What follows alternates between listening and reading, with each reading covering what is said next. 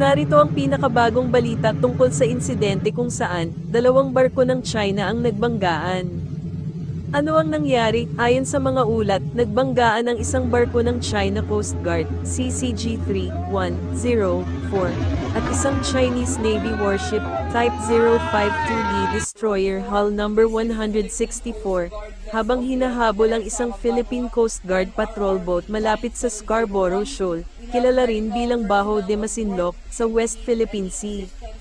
Ang insidente ay naganap habang escort ng Philippine Coast Guard ang mga bangkang nagdadala ng tulong sa mga mangingisda sa nasabing lugar. Dahil sa pagkabangga, ang forecastle ng CCG ay lubusang nasira, dahilan para maging di na ito mararating, unseaworthy. Isang senadora ang nagpahayag na ang insidente ay patunay ng pagiging reckless ng mga aksyon ng Beijing na nagdudulot ng panganib kahit sa kanilang sariling tauhan.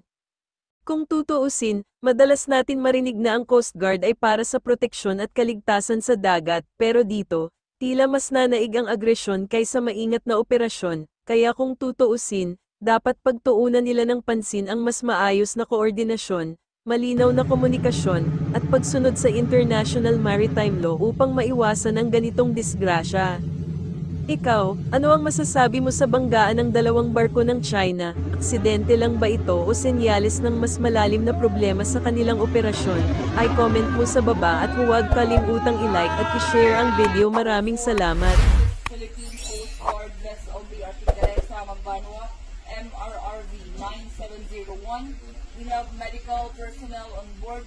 Should you need any assistance, we are willing to provide assistance.